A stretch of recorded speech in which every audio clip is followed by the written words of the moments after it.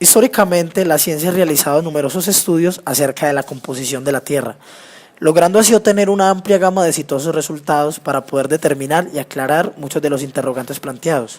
A continuación hablaremos de los diferentes tiempos geológicos: era ádica, era arcaica, era proterozoica, era fanerozoica.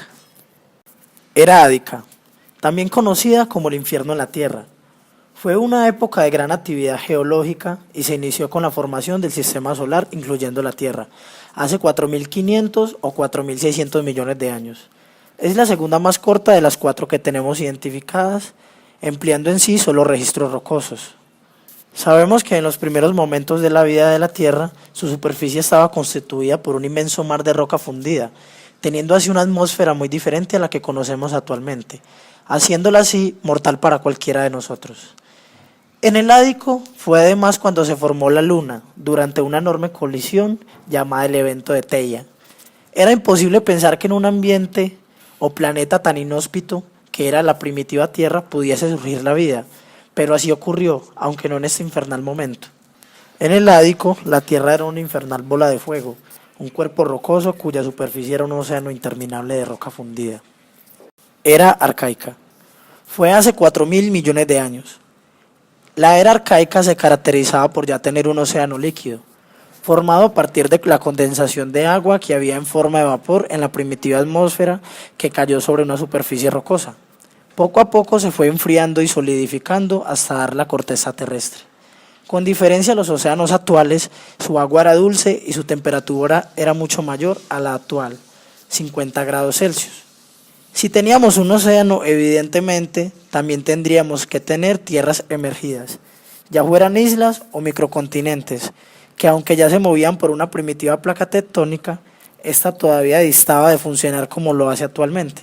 La atmósfera en tiempos arcaicos seguía siendo inhabitable y tóxica para nosotros, sin una capa de ozono que nos protegiera de la radiación ultravioleta del Sol y con una concentración de gases invernaderos que rozaban o superaban el 90%. El vapor de agua es un fuerte gas invernadero.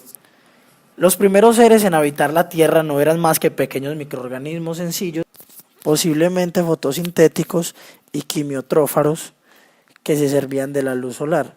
Estos primitivos organismos ahora nos podrán parecer simples bacterias, pero como ya sabemos, fueron la semilla de un gran árbol que con el tiempo se desarrolló y creció enormemente. Eón proterozoico. El eón proterozoico es una división de la escala temporal geológica y es perteneciente al Precámbrico.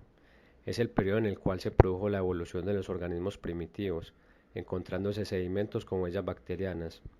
Este eón se caracterizó por grandes procesos erosivos y por animales pluricelulares, como medusas y gusanos segmentados. A la vez se encuentran fragmentos fósiles de animales imperfectamente constituidos, como esponjas y algas cianofíseas. Su duración fue de 2.500 a 570 millones de años. Uno de los sucesos más importantes del Proterozoico fue el incremento de la concentración de oxígeno en la atmósfera de la Tierra. Dicho incremento o acumulación de oxígeno fue debida probablemente a dos factores. El primero fue la saturación de los sumideros y el segundo fue la fotosíntesis oxigénica que desarrollaron las llamadas cianobacterias.